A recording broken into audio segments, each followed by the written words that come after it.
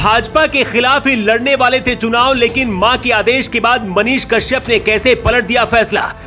BJP में क्यों शामिल हुए मनीष कश्यप, जानते हैं आप। दिल्ली में मनीष कश्यप के साथ हुई है ये बहुत बड़ी डील।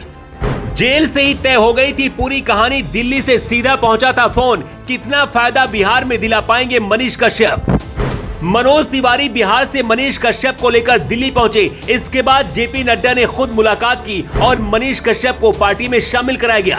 किसी भी नेता की पार्टी में ऐसी एंट्री तभी होती है जब या तो कोई बहुत बड़ा नेता हो या फिर जो सीधे मोदी शाह की नजर में आ गया हो।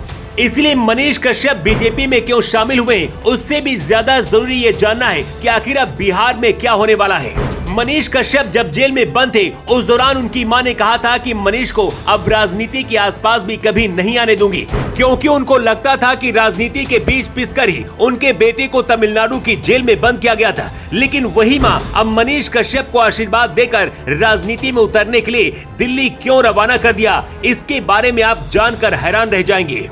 मनीष कश्यप चुनाव लड़ने की तैयारी में थे, लेकिन अब बीजेपी का झंडा लेकर प्रचार करेंगे। मतलब पत्रकार से अब नेता बन चुके हैं मनीष कश्यप। लेकिन दिल्ली में नड्डा के साथ क्या डील हुई और मनीष कश्यप का बीजेपी बिहार में क्या यूज करने वाली है, पूरी इनसाइड स्टोरी अगले 1 मिनट में आपको बताने जा रहे हैं। कुछ दिन पहले 9 महीने जेल में रहने के बाद मनीष कश्यप ने बताया था कि हमें कई जेलों में रखा गया। पहले तमिलनाडु से 450 किलोमीटर दूर मदुरै जेल में रखा गया।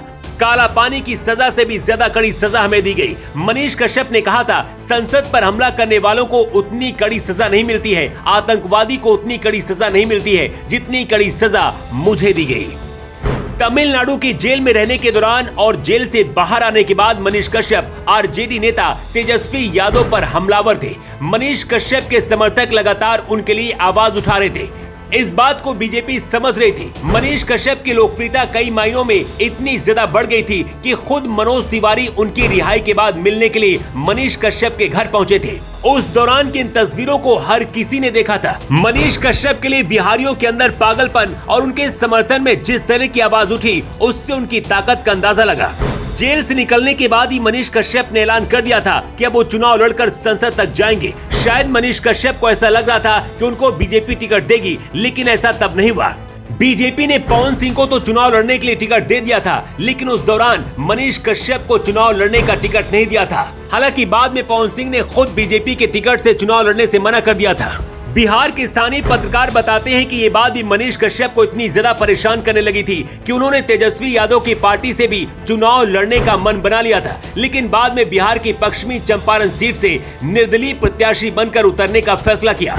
अगर बीजेपी यहां से मनीष कश्यप को नहीं रोकती तो बीजेपी का पश्चिमी चंपारण से हारना तय माना जा रहा था। ये बात मनोज तिवारी ने दिल्ली हाईकमान तक पहुंचाई। इसके बाद मनोज तिवारी खुद मनीष कश्यप को लेकर दिल्ली पहुंचे, जहां जेपी नड्डा से मुलाकात कराई।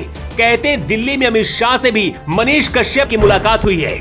मनीष कश्यप और बीजेपी के बीच क्या डील हुई है, इसके पीछे की इनसाइड स्टोरी भी अब चलिए आपको बताते हैं। त्रिपुरारी कुमार तिवारी उर्फ मनीष कश्यप ने दिल्ली जाकर भी अपने सीट के लिए दावा पेश किया था, लेकिन दिल्ली से मनीष कश्यप को निर्देश दिया गया कि वो फिलहाल पार्टी का प्रचार और 2024 चुनाव के लिए पूरे बिहार में माहौल तैयार करें। मतलब अब मनीष कश्यप को बीजेपी का संरक्षण मिल गया है और बिहार में तेजस्वी यादव और लालू परिवार के खिलाफ लड़ाई वो खुले तौर पर लड़ सकेंगे। लेकिन बदले में मनीष कश्यप को क्या मिलेगा, वो भी जान लीजिए। अंदरूनी सूत्रों का दावा है कि मनीष कश्यप को बीजेपी बिहार विधानसभा का टिकट देने का वादा किया है। बिहार में इस वक्त बीजेपी की सीधी लड़ाई आरजेडी से है। मनीष कश्यप और तेजस्वी यादव के बीच तकरार का फायदा बिहार में बीजेपी को कितना होता है, ये तो वक्त बताएगा। लेकिन मनीष कश्यप का कहना है कि राजनीति में भी वो अपनी मां का आशीर्वाद लेकर ही आए हैं। 2019 में बीजेपी गठबंधन को बिहार में 40 लोकसभा सीटों में से 39 सीटों पर जीत हासिल हुई थी। क्या मनीष कश्यप के आने के बाद ये करिश्मा फिर से बिहार में 2024 में बीजेपी दोहरा पाएगी? अपनी राय आप कमेंट बॉक्स पर लिखकर जरूर दें। तो रिपोर्ट।